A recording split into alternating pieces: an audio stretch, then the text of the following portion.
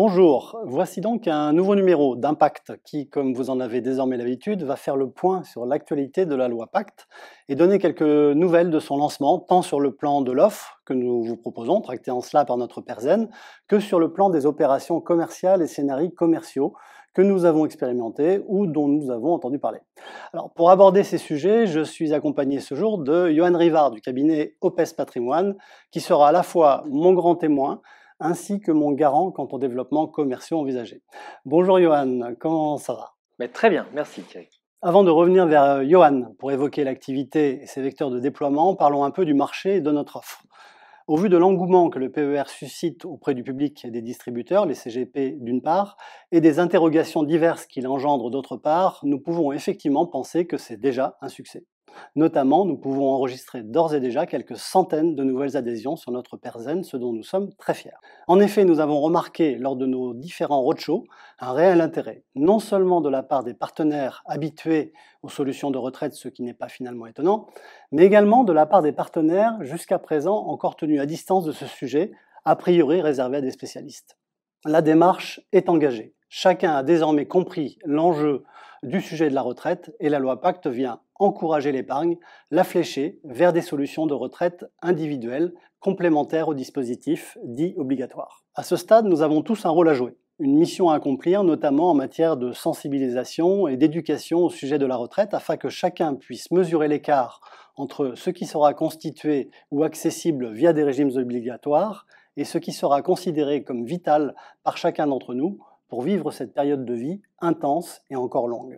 Le fait de prendre conscience de ces fondamentaux est essentiel afin de pouvoir épargner suffisamment et de façon efficiente.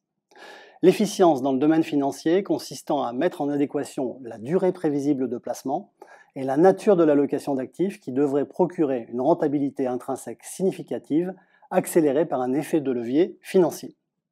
Cependant, il ne faut pas inverser les choses. 1. On tiendra compte de la durée.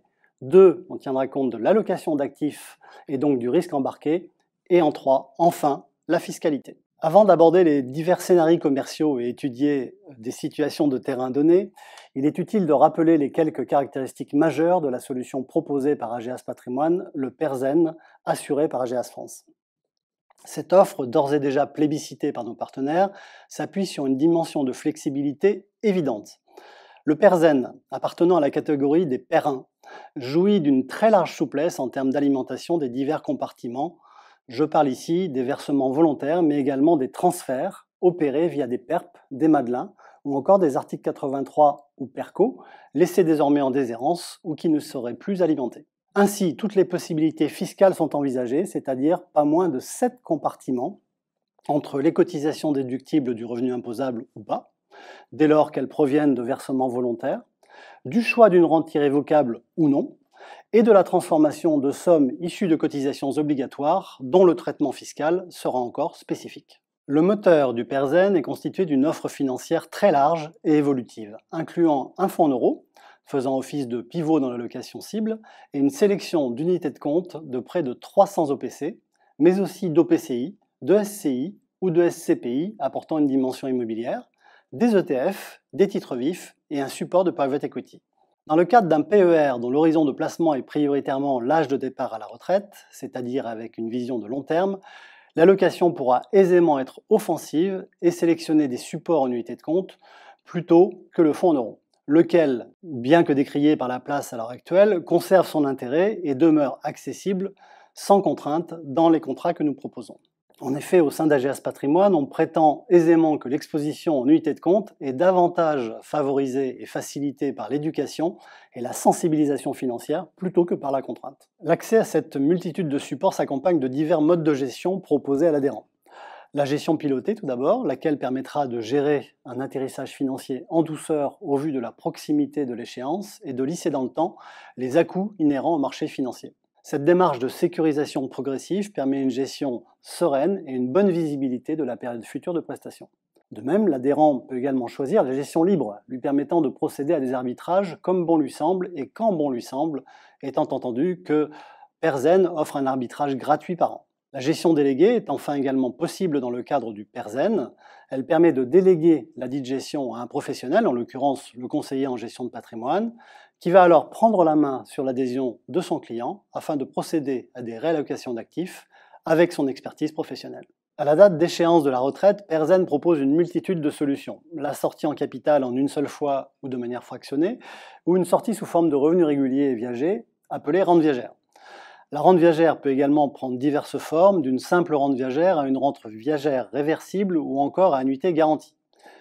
Toutes ces modalités de sortie ou de restitution de l'épargne constituée seront assorties de modalités fiscales spécifiques qu'il conviendra d'étudier en détail pour en optimiser l'utilisation. En matière de situation commerciale, je me tourne vers Johan Rivard du cabinet OPES Patrimoine qui, d'après ce que j'ai compris, s'est très rapidement orienté vers le sujet de la retraite sans pour autant que ce soit une découverte car le cabinet est historiquement déjà positionné sur ce secteur.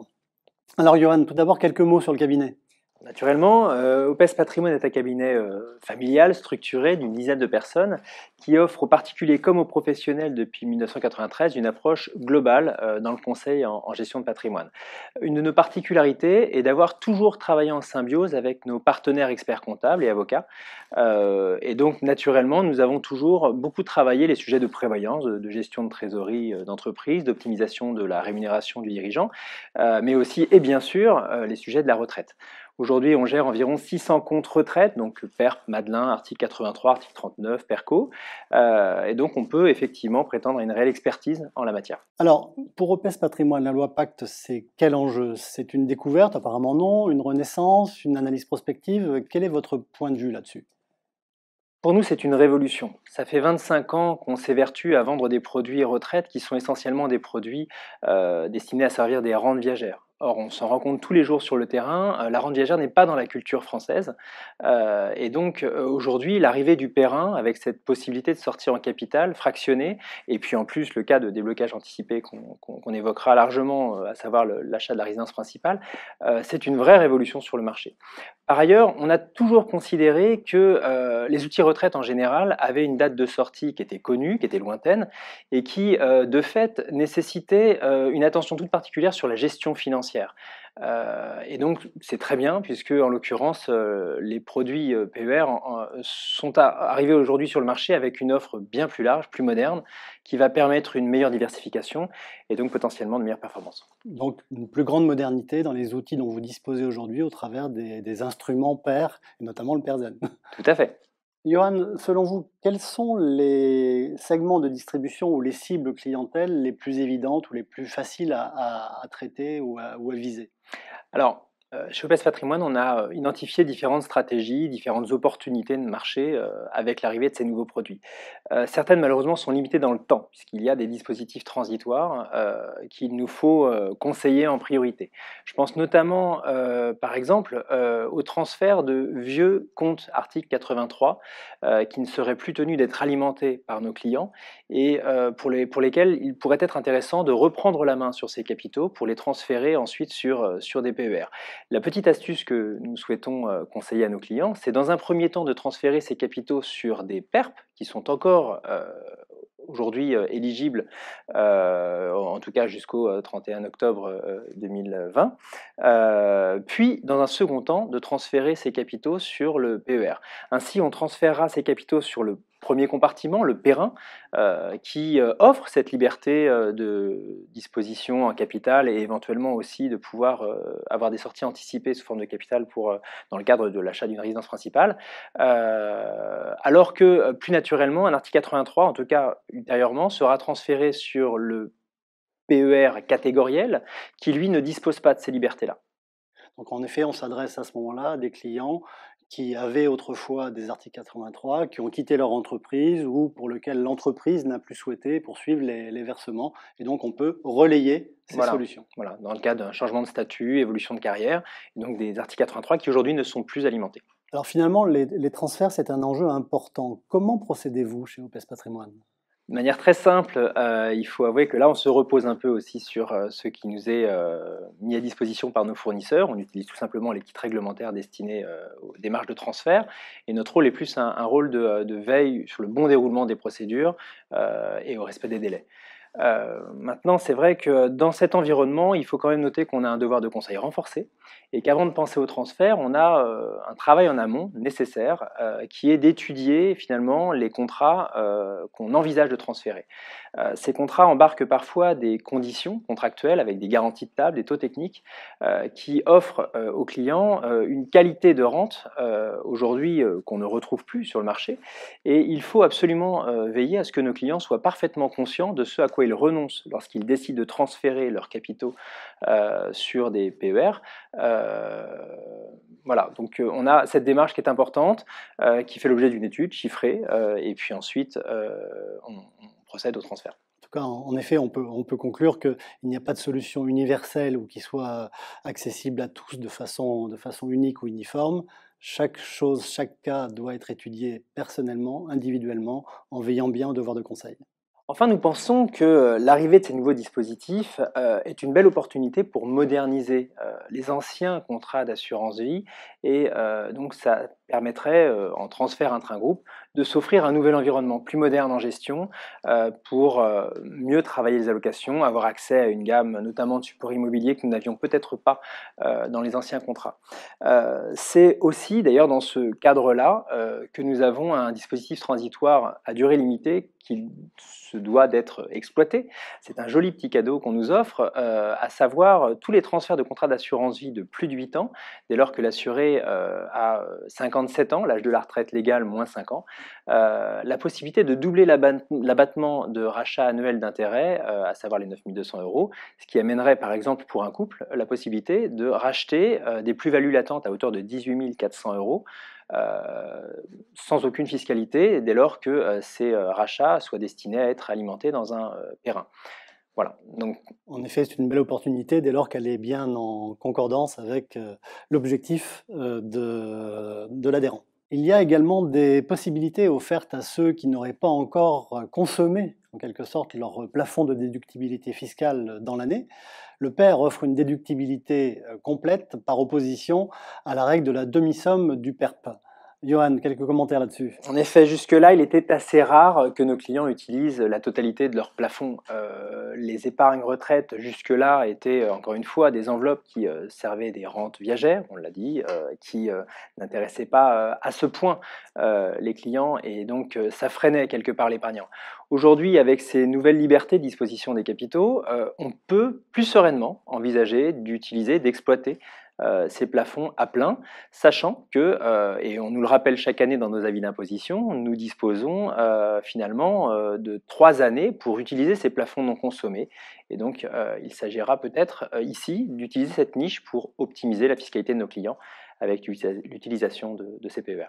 En effet, je crois que le maître mot, c'est l'optimisation et un calcul assez fin pour savoir exactement ce qu'il convient de faire. Il faut toutefois rappeler que l'avantage fiscal à l'entrée est compensé à la sortie par l'incorporation des revenus alors perçus dans son assiette imposable, laquelle peut même concerner le capital dès lors que la sortie voulue fut une prestation en capital. On parle aussi des solutions PER proposées aux jeunes parce que le PER offre la possibilité de sortie anticipée pour l'achat de sa résidence principale. Johan?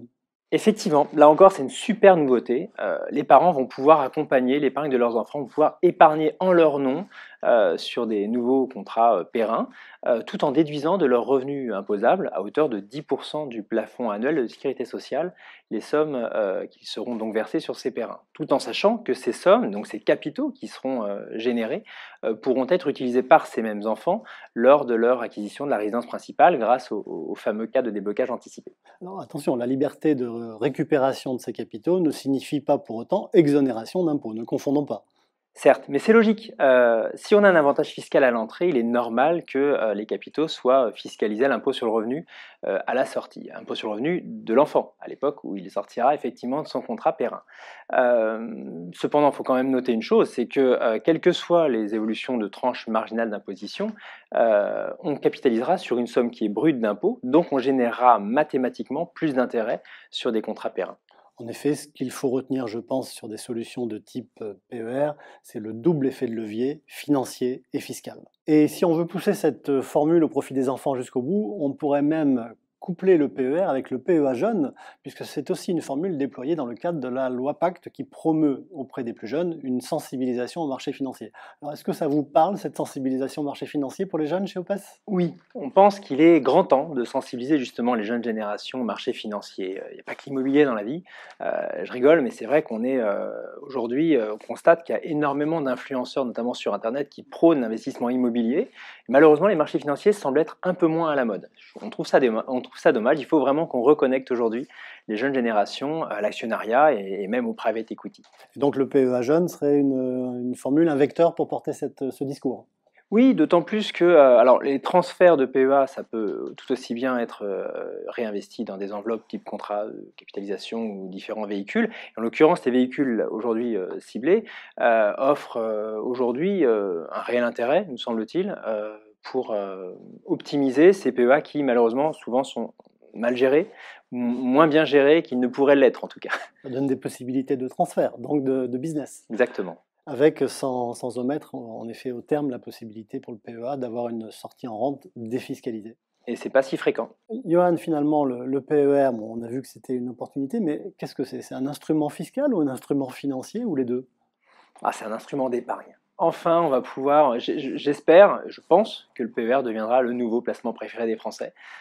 Il conjugue tout un tas d'attributs aujourd'hui qu'on recherchait dans la plupart des enveloppes, et aujourd'hui, on a une forme effectivement de produit idéal qu'il conviendra aujourd'hui d'exploiter dans différentes situations. On l'a vu, ça répond à beaucoup de profils patrimoniaux et ça devrait effectivement permettre à nos clients d'accompagner une vraie stratégie d'épargne pour assurer leur flux de revenus futurs notamment, puisque c'est avant tout un produit retraite, mais pas seulement.